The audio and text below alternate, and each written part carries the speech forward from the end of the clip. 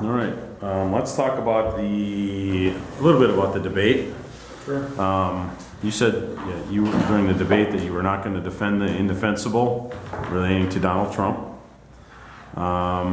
with whom you have disagreed, but you have also said you support Trump. So describe your level of support and where it's at right now. And Sure. Well, first of all, I'm a business guy. And so I've dealt with all kinds of different people in my business life, and you're always trying to accomplish things in business. And the way you accomplish things is you search for areas of agreement. I always say, I did a lot of negotiating. You don't sit down at a negotiating table and start arguing after that. You literally lay out all the areas of agreement, develop a relationship, level of trust, so when it comes to the areas of disagreement, it's a whole lot easier finding common ground. So I don't agree with anybody 100% of the time. So in any election, you have a binary choice, two individuals. Who do you agree with most? And from my standpoint on the big issues, whether it's strengthening our economy, we're not even coming close to realizing the full potential of the American economy. Strengthen our military, it's being hollowed out right now. We have to end that. It's the top priority of the federal government. Defeating ISIS. I'm glad we're moving on Mosul, but we're giving ISIS a back door. They're going to flee into Syria and just to retrench in there. We're not defeating them. Securing our borders for a host of reasons, so we can actually solve the illegal immigration problem in here, public health and safety. I've been a real leader on the opioid problem, really being driven by the fact that our southern border is completely porous, and national security. If I'm concerned about ISIS operatives coming to this country, I'm far more concerned about them coming in through a porous southern border, and of course, appointing and confirming judges to the Supreme Court as opposed to super legislators who will. They're just spoiling to, for example, deny Wisconsinites their Second Amendment right to keep and bear arms to protect them, Wisconsinites in their homes and their families. So on the big issues, I'm in agreement with our nominee versus Secretary Clinton, a thoroughly corrupt individual, decades of corruption and different scandals, has lied repeatedly to the American public. Her dereliction of duty in Benghazi cost 4 Americans their lives, and then she, when she welcomed the bodies of those heroes back, just lied to the families and planted her cover-up story. And what she's done with the email scandal, circumventing Federal Records Act, circumventing FOIA laws, putting at risk some of America's most sensitive top secrets. It's probably not widely known, but I'm Chairman of Homeland Security Government Affairs, and as Chairman of that committee, I don't have access to 7 of those top secret emails. That's the classification level. That's how sensitive they are. So that, as Director Comey understated the case, extremely careless. I would say grossly negligent. I would say unbelievably reckless behavior of Secretary Clinton is just one of literally dozens of reasons why she's completely disqualified from being president.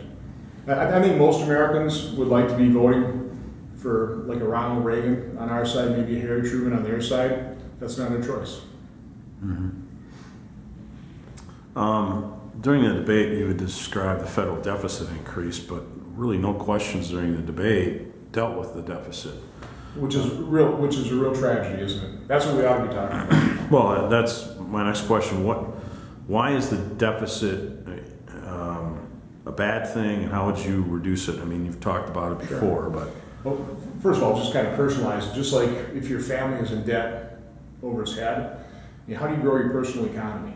It's very difficult. You're doing everything you can just to service the debt.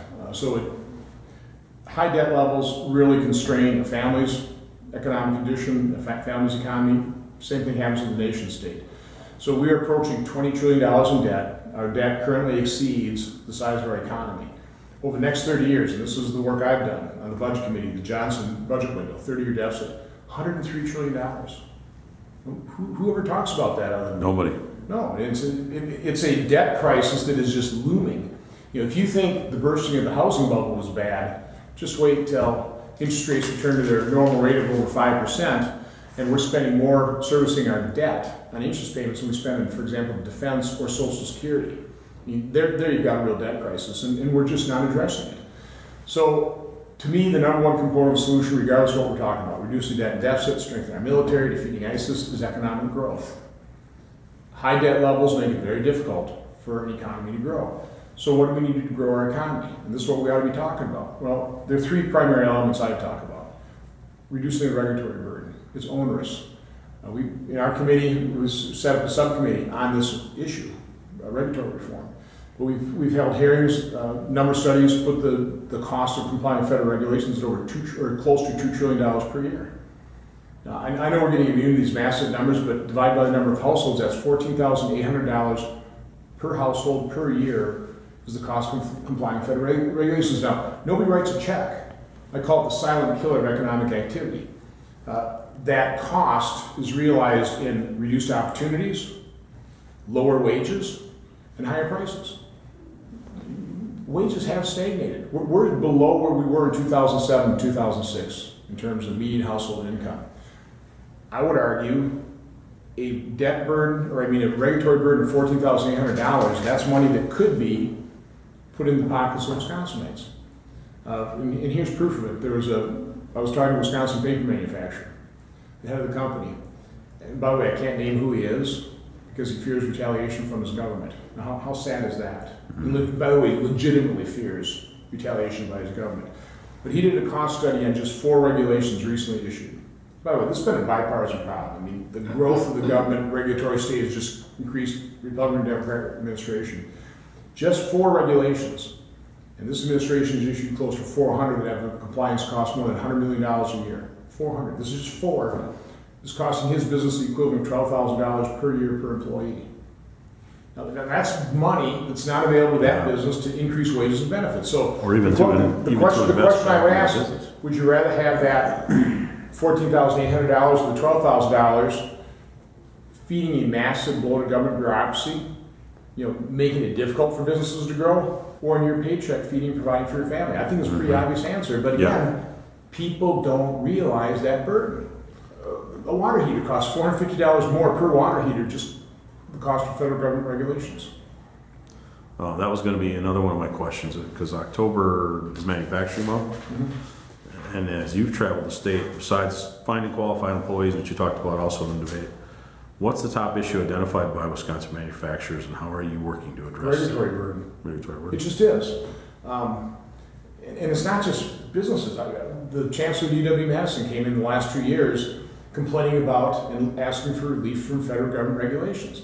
Last time she came in armed with a study commissioned by other research universities showed that 42% of researcher time on federal grants. Now these are the grants that are there to help cure diseases or push the boundaries of human knowledge. 42% of the research time was spent complying with federal regulations and strings attached to those grants. Now, think of what an enormous opportunity cost is. I'd much rather have those researchers that time spent researching, curing diseases, but they comply with federal government regulations. So no, without a doubt, it's this onerous and ever-growing, ever-expanding, almost at a geometric rate, regulatory state. It's doing unbelievable harm. So I can't tell you how many successful business people I've talked to in Wisconsin that started their businesses like I did in the 70s and 80s that have just told me, Ron, first of all, there's no way I would, and there's no way I could start my business and grow up to the point it is in this environment. I've talked to my brother who took over my business and said, Ron, you can't, in the 6 years you've left, you can't believe how much more difficult it is trying to comply with all this stuff. So, that's something I fully realize, coming from the manufacturing base, being involved in Wisconsin business climate and in our communities for 37 years, that my opponent doesn't have a clue on. He's a career politician. He's all for growing government. That's his solution to every problem, is another government program, which is going to cost more money, increase the debt, and really place a demand on Wisconsin's hard-earned money. Can you talk about your energy policy, which you said was kind of an all-of-the-above strategy during the debate? Well, so the 3 elements of what we need to do to realize full potential of the American economy is reduce the regulatory burden, have a competitive tax system, and utilize our God-given energy resources. Let's not artificially drive up the cost of power. It was candidate Obama said, because of his policies, which he couldn't pass by law, so now he's passing them through, guess what? The regulatory agencies, the EPA. He said his policies would necessarily cause electricity rates to skyrocket. Now, think about being in a business that relies on energy.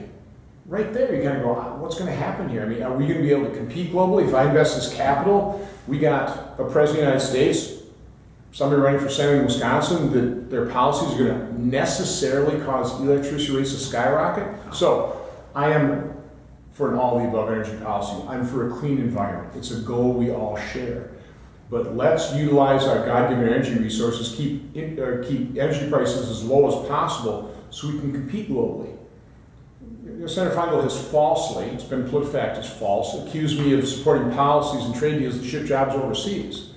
Nothing could be further from the truth. His policies, growing government, the regulatory bureaucracy, that regulatory burden, artificially driving up the cost of power, causing electricity rates to necessarily skyrocket, having an uncompetitive tax system, those are the policies that make Wisconsin workers less competitive and would result in jobs being lost to overseas competitors.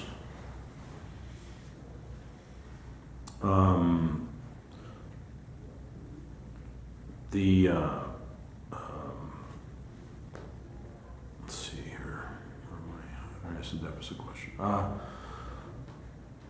Senator Feingold kept Can I mentioning. say one more thing about Sure. deficit? Yeah. This is a huge difference. We need a constitutional amendment to either limit the size of government to a certain percentage of GDP or balance the budget.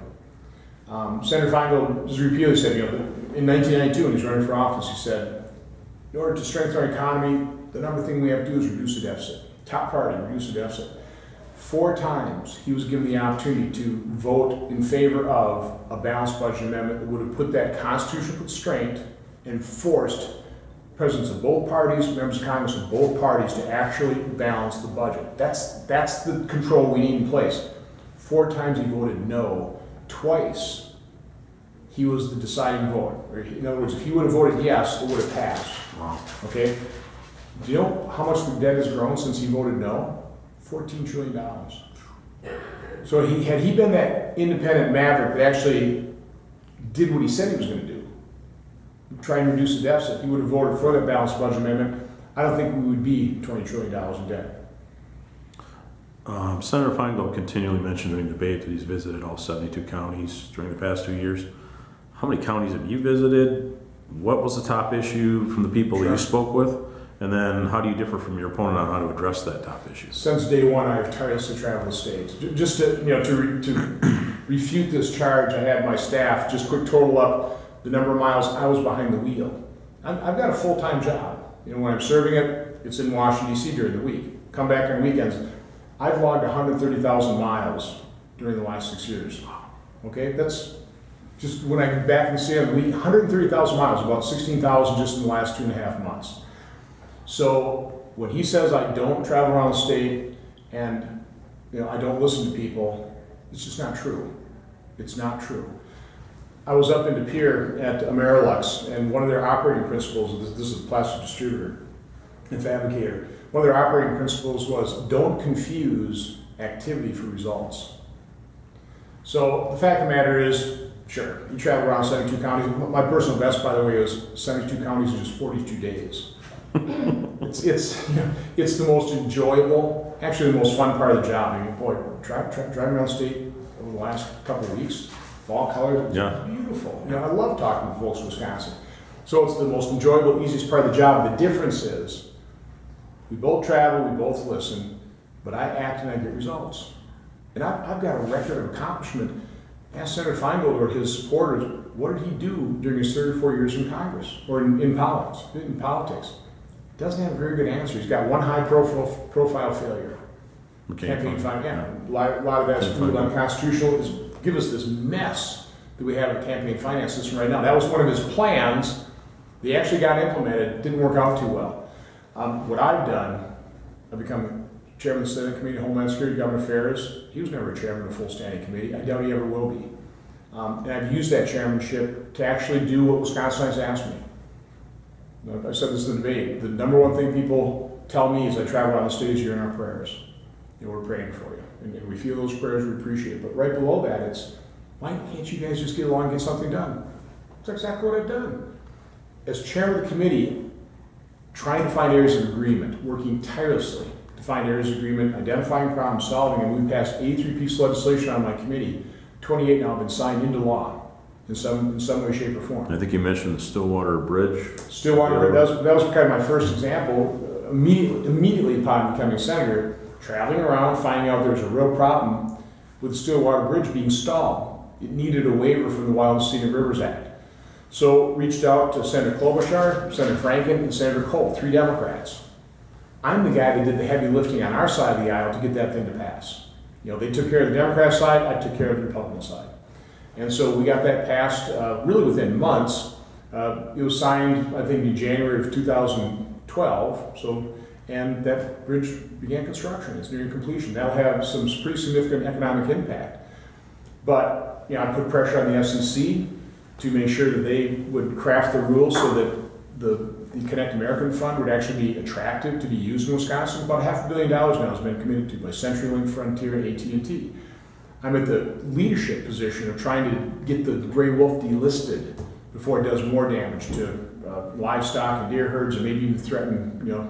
I've heard people in their deer stand having to call for friends because they're afraid of wolf packs. This is a growing menace, quite honestly. I'm the guy that got an amendment passed as part of the Stellar reauthorization bill on satellite, so that allowed broadcasters to petition the FCC to have their signal carried by satellite companies, so that folks up in northwest Wisconsin don't have to watch Viking games when there's conflict. They get to watch Packer games. And I've continued to put the pressure on. In a hearing just before we left on recess, somebody has petitioned, and I asked the FCC commissioner when we were going to put that out for comment. He did it that day. Wow. Because we put pressure on, and hopefully that'll get all approved here in the next, hopefully next few days, next week or so. That'll allow folks in Ashland and Iron County to. So you take a look at disaster relief. When floods hit northwestern Wisconsin, I was up there with Sean Duffy surveying the damage. Joined Sean in a letter to President Obama to declare that a disaster area. It was. And now the federal government, through FEMA grants, paid for about 75% of that. I'm leading the effort, delegation on the floods in southwest Wisconsin as well. So where does that sit right now? Well, it takes a little time because you actually have to get the damage assessments and you have to prove the damage. But we've sent a letter to President Obama, and I would expect similar type of results once it's all detailed.